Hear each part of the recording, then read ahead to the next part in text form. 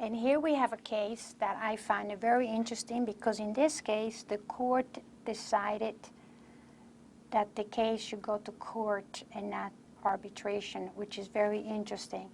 And again, look very carefully in comparing one case. The other one was an employment case of age discrimination between two adults, like company in a way, and this. Now here is a situation where we have accident and we have a union.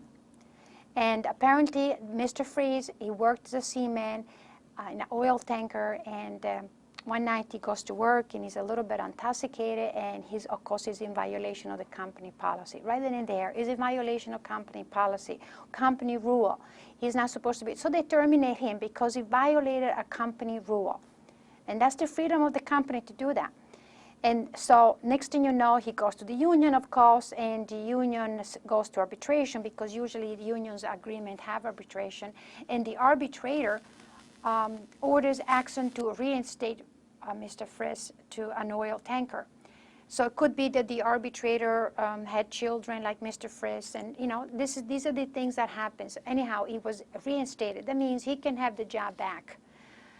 So Axon did not like this idea because what does it show here? That even if they have a company policy, it doesn't mean anything because even if people violates the company policy, and then also think of the environment.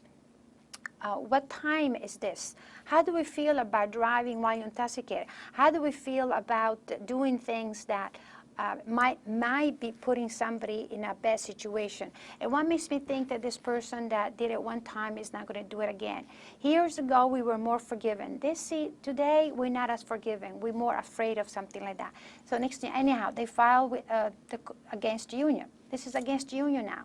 They challenge because the award was contrary to their public policy.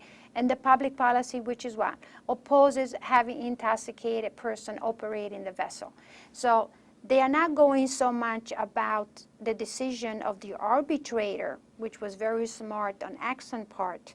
They're going against the union, that the union is reinstating the person against a policy or a work rule that they have, which is against public policy for the good of society. You don't want to have people that are operating a vessel under the influence of alcohol.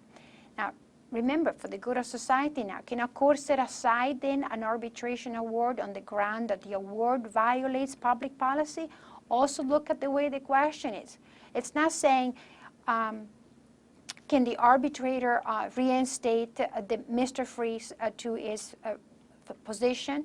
Because it would be very hard to say, no, he cannot. I mean, everybody wants to have the person work. So, but the way they worded the issue, and this is what the issue is, can a court set aside an arbitration award?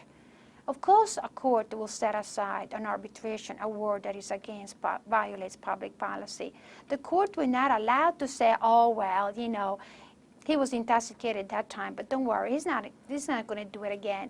But if there is any opportunity that somebody might get hurt the next time, the court will not say, oh, it's okay for this time, just don't do it next time. The court will never do that. And then, of course, the second question I'm asking, should the court set aside the award in this case? Why and why not? So when I'm asking these things, which we're going to discuss, excuse me, further in our discussion board, you know, if you're going to say, yes, the court should set aside, then you have to tell me how come. How come the court? And of course, it goes back to that what?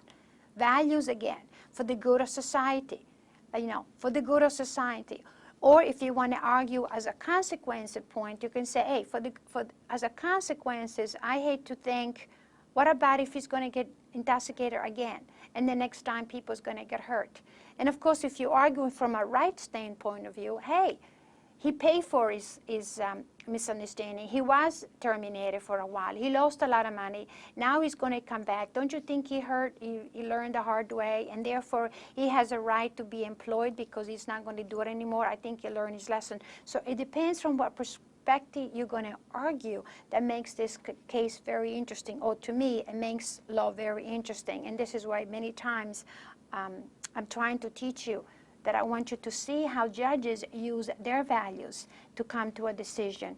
And the values that are more often used is outcome-oriented.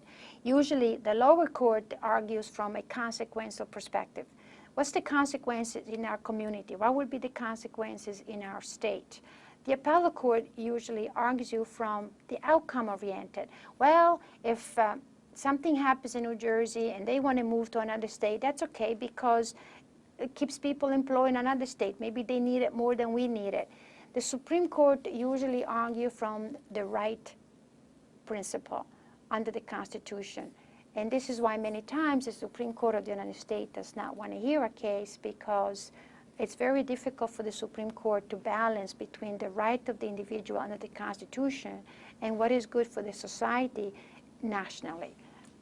Because we still try to enforce individual perspective and the freedom of each state to protect their taxpayer or the way they know best, because the state does have police power. So the decision in this thing I want you to see was the Court of Appeals. Again, what is it? The Court of Appeals will be more what? Outcome-oriented. And they held that the arbitration award requiring action to reinstate should be vacated as contrary to public policy. This is what's public policy? Again, is the group of people that are reasonable, the group of people that have little disagreement about the same issue. And the way we feel as a society today about drinking or using guns or anything that might harm us, if there is any suspicion, or if you knew or should have known that by doing something or not doing something is putting somebody in a dangerous situation, you see how the court will make it a legal duty for you to do something about it. And definitely here the Court of Appeal thought of the outcome. What kind of behavior are we encouraging in our society where a company has a policy that you cannot be intoxicated when you're operating a vessel, and then the union says, well, that's too bad because he needs the money to, to pay for his kids' college, or whatever reason. I don't know what the arbitration was saying. So here is the company is going against the union and not necessarily the individual right for him to be able to have the freedom to work. And the court reasoned that the award violates public policy that is both well and defined and dominant. That is, the owners and operators of oil tankers should, again, ethics, should be permitted to discharge crew members who are found to be intoxicated while on duty. Because that's against public policy. It's ethical behavior. This is something to do with ethics and not necessarily what is right. And again, the court explained that an intoxicated crew member on such a vessel can cause loss of life, environmental, economic injury, again, outcome-oriented. Some of these injuries may not be reparable by money damages either. The court offered an example, harm caused by oil spills. They went on and on, because if they're going to make a decision that the union or the arbitrator failed to do that, they have to have justification for their decision. And that's where they go into that. Not only this, but the oil spill may fall on taxpayer and on those who are injured by the accident. And again, outcome-oriented. So thank you again, and I'm looking forward to read your discussions and your perspective from your ethical perspective in our discussion board. Bye.